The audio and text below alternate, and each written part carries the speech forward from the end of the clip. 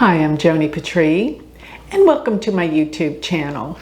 Well, today I want to talk about a very important astrological event, and that is the transit of Uranus moving into Taurus. And remember, I am talking about the sidereal Vedic zodiac, which is astronomically correct. These are the true placements of where the planets are relative to the constellation signs and stars. So before I get going with that, I always want to remind everyone to sign up for my free newsletter. Go to galacticcenter.org. And while you're there, please note my Patreon page, which you will want to become a part of.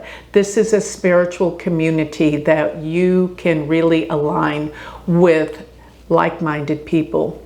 Now, one more thing, my galactic planner is about to come out. I am so excited. Years and years of research for this. And what it does is it's going to take your birth chart and figure out all the transiting planets, how they affect you personally, and it's going to deliver this into your planner, your calendar, so you will be better prepared every day astrologically. And with that, when you sign up now, you get a free month. So you get to try it out and see if you like it. So go to galacticplanner.com. And don't forget, I'm starting my university this summer. If you want to be an astrologer and learn astrology, this is it. Go to University of Vedic Astrology.com. So now let's talk about Uranus as it goes into the sign of Taurus. So this occurs June 1st, and Uranus will be there till July of 2031. So Uranus stays in a sign for 7 years. And it takes 84 years for Uranus to go through all 12 signs and return back to where it was. So when you turn 84 years old, you will have a Uranus return. What that simply means is a return means a planet comes back to where it was when you were born. So it takes 84 years for Uranus to go through all 12 signs of the zodiac, staying in a sign for 7 years. But the way that we really figure things out is we go back in time and we figure out what happened the last time Uranus was in Taurus. So guess what? We got to go back 84 years. And that takes us to when Uranus entered Taurus the last time was June 1st, same day, 1940. And it was in Taurus till July 4th of 1947, 7 years. So going back to that time period, do you realize what was happening then? I think you do. World War II. In 1940 was when Germany was bombing England. It was when Germany was invading France. But it wasn't till 1941, December 7th, that the Japanese bombed Pearl Harbor. And at this time, this is when the United States joined into World War II. So talking about this particular time, and especially during the time that Pearl Harbor was bombed, Uranus was in the nakshatra Krittika. Now Krittika's nakshatra extends from 26 degrees 40 minutes of Aries through 10 degrees of Taurus. And this is the most critical time of all. So Krittika is critical. And let me just say, Krittika is ruled by Agni, which is the god of fire. And it rules war, disputes, battles. Its symbol is a razor. And this is exactly what we feel when planets go through Krittika. Because for the most part, when they're in this nakshatra, they're in the Pleiades, which are in Taurus. And the Pleiades, as I've mentioned before, deals with the weeping sisters. And it deals with sorrow. It truly does. This portion of the zodiac, we have some very important fixed stars. And one important fixed star that's relative to where Uranus was around the time of the bombing of Pearl Harbor. And Uranus will be there pretty soon. I'm going to inform you when. That Uranus was around 3 to 4 degrees at this time. And that is the fixed star Algol. Algol is the most demonic star we have. It's pretty much considered the worst one. It deals with beheading. And what this figuratively could mean is someone losing their head, losing control. But it is a very seriously negative star, what it depicts. And I have found when planets go over this star, or even people are born where their sun hits this star, which is around May 15th through the 18th, that people have deep, dark issues. And if they don't, then their father does, because the sun is the father. A lot of people have verified this with me so many times. People have issues with addictions many times with this particular star. People that lose their head. It is a difficult portion of the zodiac. Let me just tell you this. So when Uranus comes up and hits that, that's when we had the bombing of Pearl Harbor. And I think this is going to be a similar case scenario.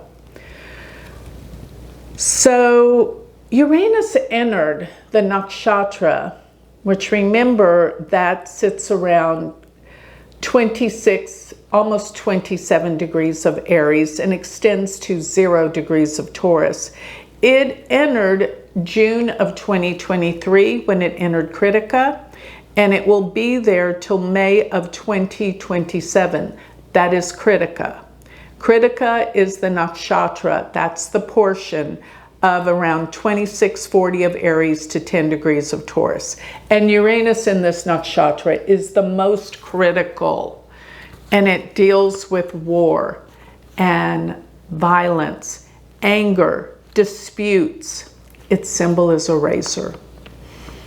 So going back, let me see. So Uranus is going to go in and out of the nakshatra of Krittika in 2026, but basically 2025, 2026, but basically it's going to be there most of the time till May of 2027. Now, charting this, Uranus is there around this 3 to 4 degree marking in Krittika between August and September of 2024, this year. So it enters June 1st, 2024, and it will move up to about this 3, almost 4 degree range. August of September, then it's going to turn retrograde. And this will be the last day of August, the first day of September 2024 at 3 degrees of Taurus. Okay. And what we're going to see is everything becomes really intense. What do we have going on in the United States? It's almost election time. So I'm suspecting something big will happen. They often call it October surprise. because Uranus will be standing still at that marking, which is on the fixed star Algol. Algol is the most detrimental. Now, Uranus will continue retrograding from the last day of August 2024 till January 30th of 2025. And then it will turn direct. It will be at 29 degrees of Aries, but then come around the time of May and June of 2025, Uranus will return back to that critical point in Krittika around 3-4 degrees. That's where it was the very last time during the bombing of Pearl Harbor. Now, when I look at the chart for Pearl Harbor, the sun on that day sat at 22 degrees of Scorpio. I have noticed that when the sun comes to 22 degrees, it is very important. Always something important. Now, of course, that's 4 times a year, or really, I don't mean that. I mean, it's every month that it can come to 22 degrees of a sign. But with all the other aspects, such as Uranus being in that critical point, and the sun is around 22 degrees, it is aspecting the sun in the United States chart. Now, every month, yes, you're right, the sun will go through a 22 degree marker of each sign. But let me just say, when it does, and there's other big transits happening, it's a marker. But going to the time of what we're looking at coming up here very soon, when Mars will be in Taurus, and this will be in July. In July to August, we're going to have Mars will enter into Taurus. As a matter of fact, it will be July 12th, that Mars will be 0 degrees of Taurus, and it will be conjunct Uranus. Uranus will be around 1 degree or so. They will be in an exact conjunction in the month of July, which is extremely dangerous. So we are going into some very uncharted waters coming up here starting July, August, September, October. Then when Mars starts to really trigger things as it's slowing down, we're going to see a lot of critical, crazy outbursts this year. This whole year and into 2025. Because here's what I'm seeing. While Uranus comes back around May, June of 3 degrees of Taurus again, as it goes backwards and forwards with its retrograde. But again in 2025, May and June is very critical. As a matter of fact, looking into the future, it's going to be between the last day of March to the last day of May. So March 29th through May 29th, for those 2 months, we're going to have the conjunction of Saturn with Rahu, along with Uranus being in early Taurus. We have something very, very life-changing happening in the world. Now, I think it's war, I think it's assassinations, I think everything is going to blow up at this time. No, I don't mean the whole world, but I mean emotionally is what I meant. People are going to be on edge, people are going to be angry, people are going to be enraged, and this could equate to some type of war. And I think what we're looking at is due to the position of Uranus being in Taurus, because Once we have Saturn, which is the end of March, go into Pisces, it's going to be aspecting Uranus. Jupiter is in Taurus. During the time of the bombing of Pearl Harbor, Jupiter and Uranus were conjunct in Taurus. And that was one of the preliminary things that I felt had to happen. Another thing that will be happening at next summer of 2025. Starting May 29th of 2025, Rahu and Ketu will change signs. Rahu will go into Leo and Ketu will go into Aquarius. Now, during the time of Pearl Harbor, we had Ketu in Aquarius and Rahu in Leo. They were reversed, but they're activating the same signs, Rahu and Ketu.